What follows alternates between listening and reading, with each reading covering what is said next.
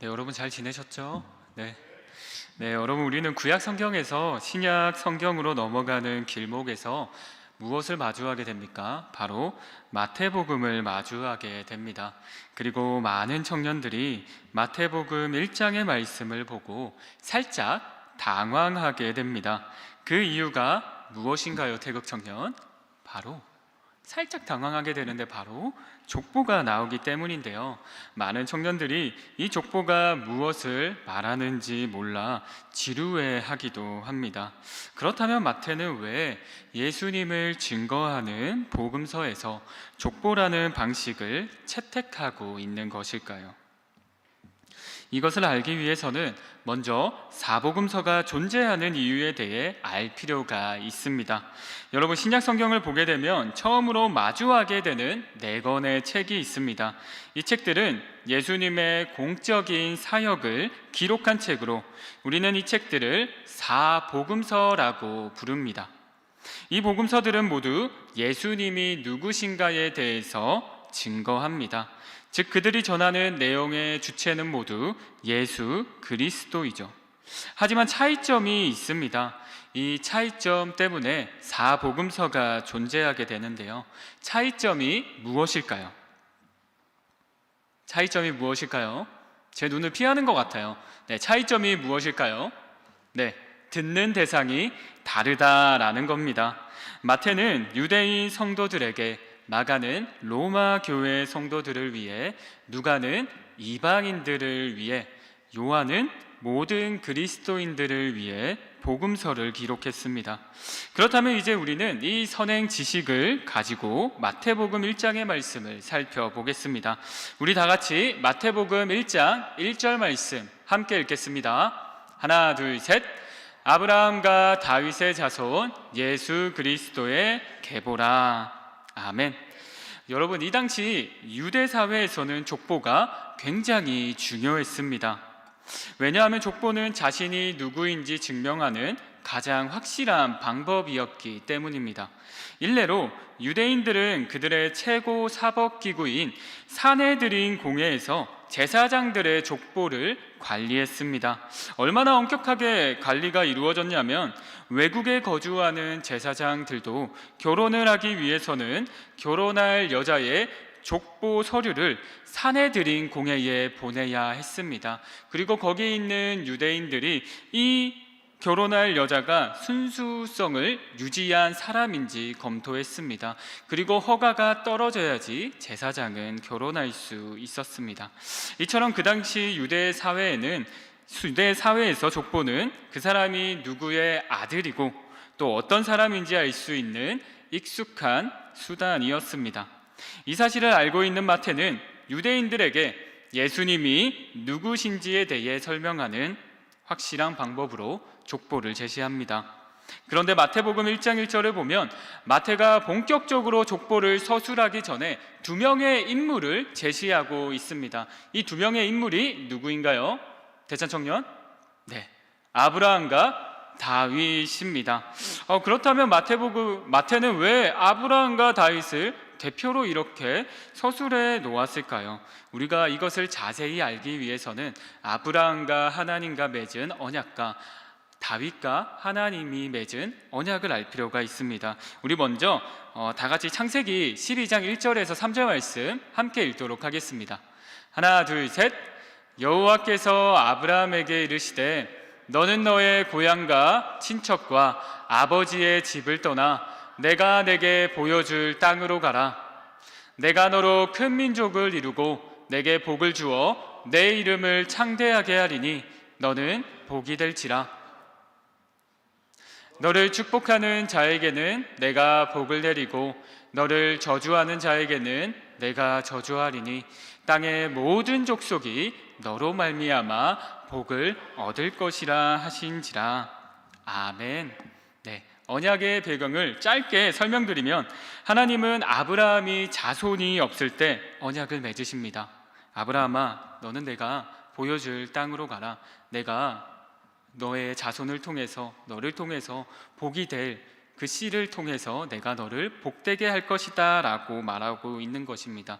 그런데 우리가 여기서 주목할 것은 땅의 모든 족속이 복을 받게 될 것이라는 것이죠. 또 창세기 12장 22장 18절을 보면 또 내 씨로 말미암아 천하 만민이 복을 받으리니 이는 네가 나의 말을 준행하였음이니라 하셨다 하니라 라고 말하고 있습니다. 그렇습니다. 하나님은 아브라함의 씨를 통해서 천하 만민이 복을 얻게 될 것이라고 약속하셨습니다. 그랬기에 유대인들은 자신의 시초인 아브라함의 언약을 기억하며 이 약속의 성취자를 기다렸습니다. 그리고 오늘 마태는 1장 1절 말씀을 통해 또 그 뒤에 나오는 족보를 통해서 그 언약의 성취자가 누구라고 말하고 있는 것일까요? 바로 예수 그리스도다라고 말하고 있는 것이죠. 자, 그렇다면 이제 다윗으로 넘어가 보겠습니다. 유대인들에게 아브라함이 자신의 뿌리이고 믿음의 조상이었다면 다윗은 유대인과 어떤 관계를 가질까요? 다윗은 유대인의 조상일 뿐만 아니라 하나님께 영원한 왕조를 약속받은 왕이었습니다. 사무엘하 7장 16절 말씀 우리 함께 읽도록 하겠습니다. 하나 둘 셋. 내 집과 내 나라가 내 앞에서 영원히 보존되고 내 왕위가 영원히 경고하리라 하셨다 하라. 아멘. 이어서 제가 7장 12절 말씀을 읽도록 하겠습니다. 내 수완이 차서 내 조상들과 함께 누울 때에 내가 내 몸에서 날 내 씨를 내 뒤에 세워 그의 나라를 경고하게 하리라. 여러분, 다윗의 언약의 배경을 짧게 설명드리면 다윗이 성전 지을 마음이 생겼습니다. 그때 하나님께서 나단을 통해서 언약을 맺으십니다. 그때 다윗에게 내 몸에서 날 내 씨를 내 뒤에 세워 그의 나라를 경고하게 하리라 라고 말하고 있습니다. 그리고 네 왕위가 영원히 지속될 것이다 라고 말하고 있습니다. 그런데 여러분, 다윗의 왕조가 계속해서 지속이 되었나요? 다윗의 왕조가 바벨론 때까지 지속해서 그 왕위가 유지되었나요? 아닙니다. 다윗의 왕조는 멸망하게 됩니다. 이때 유대인들은 굉장히 낙심했습니다. 그래서 이 유대인들은 계속해서 다윗의 자손을 통해서 영원히 다스릴 왕이 나타나신다는데 그 왕이 누구일까 하면서 계속해서 기다리고 있었습니다. 한마디로 메시아를 대망하고 있었던 것이죠. 이런 상황 속에서 마태는 오늘 말씀을 통해 선언하고 있습니다.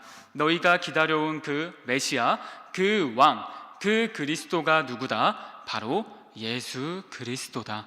그 언약의 성취자가 예수 그리스도다라고 말하고 있는 것이죠.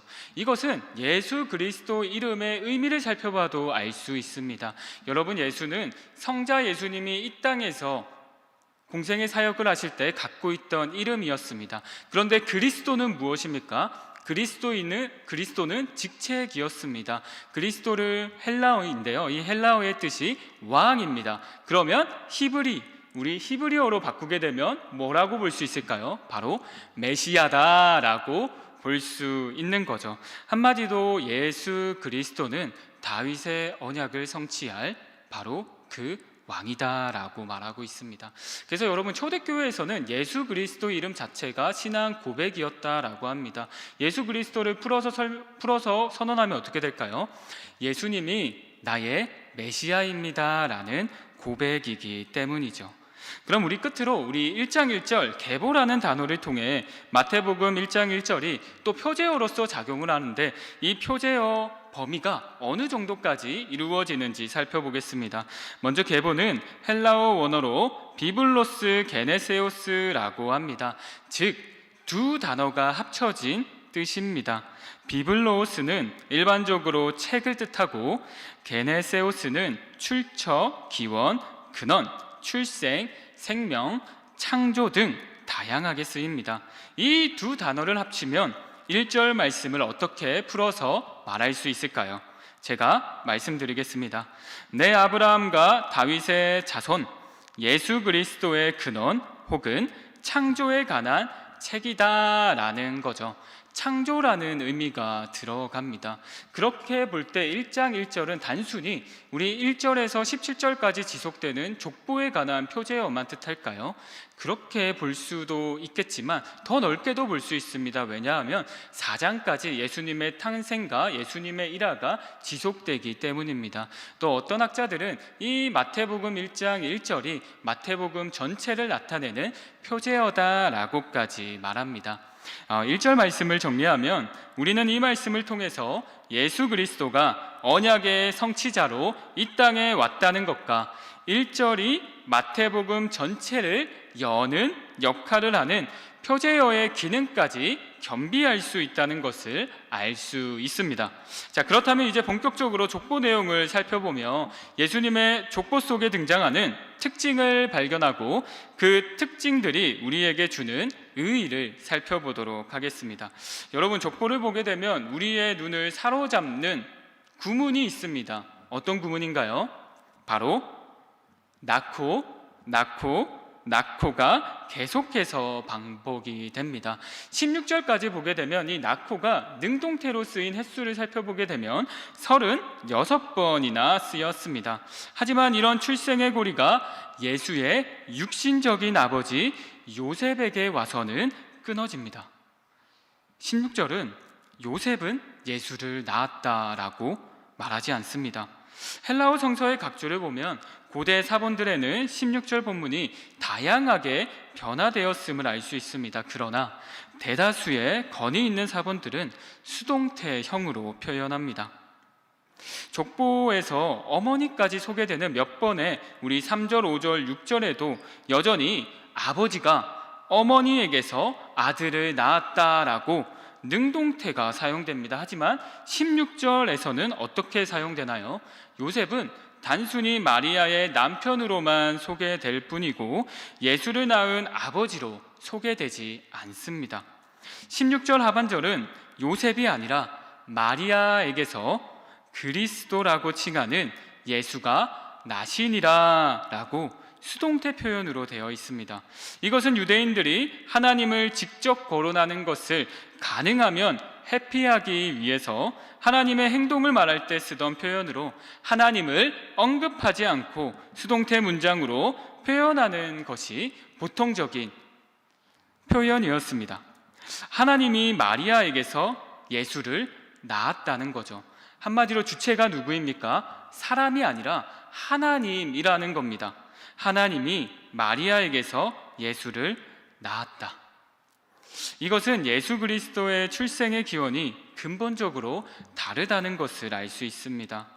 어떻게 다릅니까? 예수님은 하나님에게서 난 신성을 가진 자이다. 마리아에게서 나서 인성도 가지고 있지만 신성도 가지고 있다는 것을 뜻합니다. 그렇다면 이제 두 번째 특징으로 넘어가 보겠습니다. 두 번째 특징은 이 족보에 여인들이 등장합니다. 그런데 이 여인들이 어떤 여인들입니까? 여러분, 다말, 라합, 룻, 어떤 여인들입니까? 네, 3절에 등장하는 다말은 아람 여인이고 이방인입니다. 또 5절에 등장하는 라합은 가나안 여인으로 이방인입니다. 룻은 모압 여인으로 이방인입니다. 또 밧세바의 출생지는 언급되고 있지는 않지만 그의 남편이었던 우리아가 햇사람인 것으로 보았을 때 그도 이방 여인일 수 있습니다. 이처럼 유대인의 족보, 우리 예수님의 족보에 떳떳한 사람이기보다는 유대인들이 이해할 때 이방인들은 개, 돼지처럼 여겼는데 이런 흠 있는 자들이 왜 들어가 있는 것일까요? 이것은 아브라함과 맺은 하나님의 언약과도 연결됩니다. 아브라함의 언약에서 내 씨가 날 건데 내 씨가 천하 만민 모두에게 복을 주는 자라고 했습니다. 그렇기 때문에 이 예수 그리스도는 유대인뿐만 아니라 이방인들, 오늘을 살아가고 있는 우리에게도 복을 줄 수 있는, 구원을 줄 수 있는 사람이라는 것을 증명하고 있는 것이죠.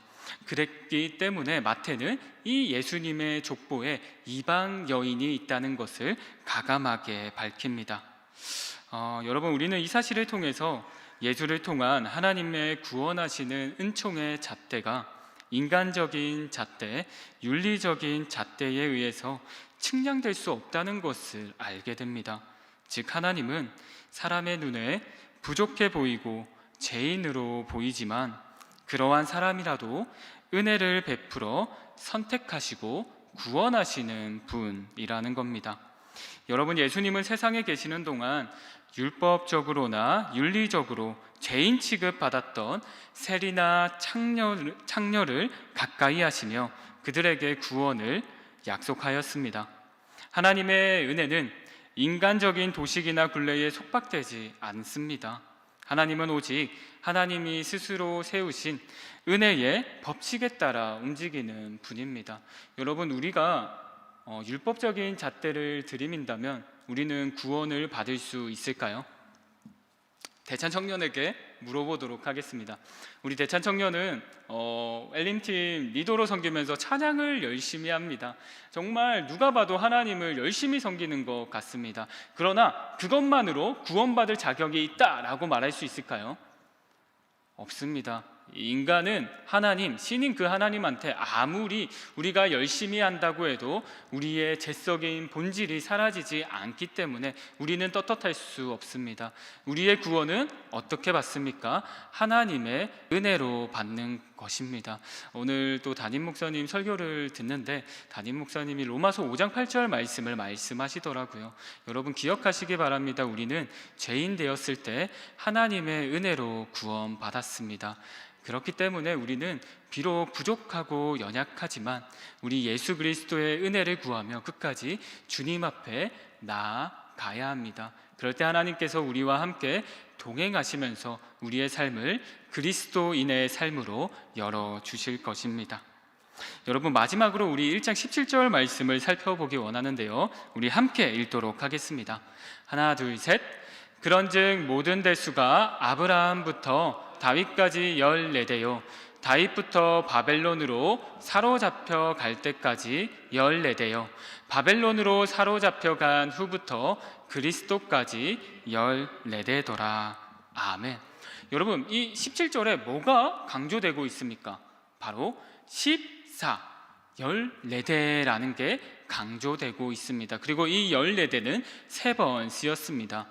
유대인들은 숫자를 통해서 자신의 의미를 나타내기도 했는데요. 여러분, 7이 어떤 걸 의미하죠? 바로 완전성을 의미합니다. 그런데 7의 배수 14니까 더 완전하다, 완전하다라는 것을 뜻합니다. 그리고 3은 뭐죠? 삼위일체 하나님으로 확정되고 확정되었다라는 것을 뜻합니다. 그러니까 이 마태는 이 17절을 통해서 1절에서 말씀한 것을 한 번 더 강조하고 있는 것입니다.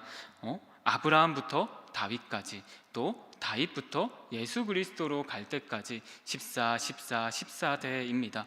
그런데 이 14대를 마태가 더욱 강조했다라는 것을 우리가 알 수 있는 대목은 바로 다윗부터 바벨론 때까지 가는데 왕이 정확히 14대였을까요? 아닙니다. 세 왕이 빠져 있습니다. 그런데 마태는 이 세 왕을 빼면서까지 14대를 강조하고 있습니다. 무엇을 말하려는지 알겠죠? 바로 약속의 성취자 예수 그리스도가 완전한 성취자다라는 것을 강조하고 있습니다. 이거는 히브리어 게마트리아 세법을 통해서도 알 수 있습니다. 여러분, 고대 히브리어에는 모음이 있었을까요? 없었을까요? 모음이 없었습니다. 자음으로만 되어 있었습니다. 그리고 이 자음에 숫자를 먹여서 이 숫자를 통해서 비밀스러운 것들을 뜻하기도 했었는데요, 이 다윗의 숫자, 이 자음의 수를 더하면 14가 됩니다. 한마디로 마태는 14를 통해서 예수 그리스도가 다윗의 자손, 또 아브라함의 자손, 그 언약의 성취자다라는 것을 계속해서 강조하고 있는 것이죠. 여러분, 마태는 계속해서 말하고 있습니다. 약속의 성취자가 누구라고요? 바로 예수 그리스도다라고요. 그리고 마태는 말하고 있습니다. 하나님의 언약은 이루어진다, 이루어지지 않는다, 이루어진다라고 말하고 있습니다. 그리고 하나님의 그 언약은 정말 떳떳한 사람들을 통해서만 이루어지나요? 보기에 괜찮은 사람들을 통해서만 이루어지나요? 아닙니다. 이방 여인과 같고 때로는 죄를 지은 것과 같은 그 사람을 통해서도 이루어진다라는 것입니다. 여러분, 하나님의 약속은 이루어집니다. 여러분들에게 올해 하나님께서 주신 약속의 말씀이 있을 것입니다. 그 약속의 말씀을 믿고 나아가는 여러분 되시기를 주님의 이름으로 간절히 축복합니다. 제가 촐로역정에 나오는 한 이야기를 통해서 오늘 설교를 마치겠습니다. 크리스천이 소망과 동행하는 중에 잘못해서 의심의 성에 들어갑니다. 의심의 성은 아주 포악한 절망 거인이 소유했습니다. 그는 크리스천과 소망을 감옥에 집어넣고 때리고 위협하며 죽으라고 말합니다. 절망을 제대로 심어줍니다.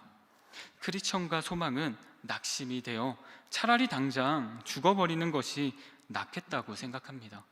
하지만 그날 밤 크리스천과 소망은 좌절하지 않고 기도하기 시작했습니다.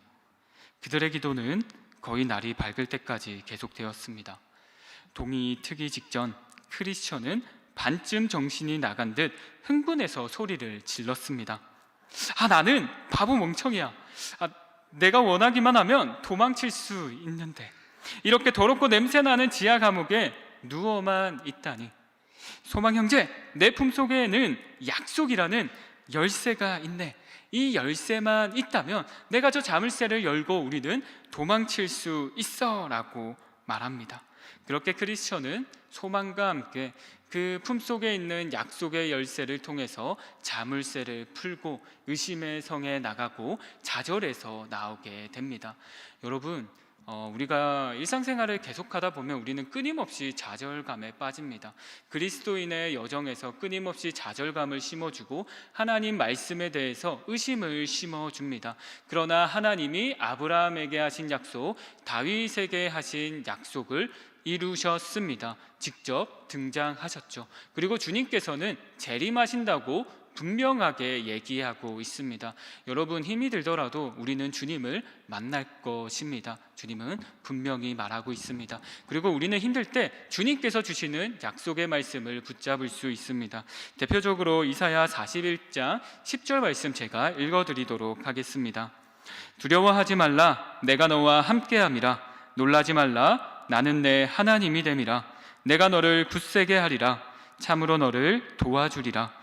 참으로 나의 의로운 오른손으로 너를 붙들리라. 여러분, 힘이 들 때 이 말씀을 기억하면서 하나님과 동행하는 여러분 되시기를 주님의 이름으로 축복하며 제가 기도하고 오늘 설교 마치도록 하겠습니다. 기도하겠습니다. 사랑이 많으신 아버지 하나님, 오늘 예배 자리에 나와 하나님의 말씀을 듣고 찬양케 하시니 감사합니다. 하나님, 우리는 끊임없이 하나님의 말씀을 의심할 때가 있습니다. 그러나 이제는 그 약속의 말씀을 의심하지 않고 우리가 이 세상을 이겨나갈 비밀의 열쇠로 사용할 수 있는 우리 될 수 있도록 도와주시옵소서. 주님은 초림하신 것과 같이 또 재림하십니다. 그리고 우리는 주님을 만날 것입니다. 그 주님을 만날 때까지 우리가 믿음 포기하지 않고 주님의 그 여정에, 신앙의 여정에 끊임없이 포기하지 않고 함께 걸어가는 청년부 되기를 간절히 소망하오니 주님, 각자의 삶 속에서 역사하여 주시옵소서. 부족한 우리를 통하여서 하나님의 나라를 이루실 주님을 기대하며 살아계신 우리 주 예수님의 이름으로 기도드립니다. 아멘.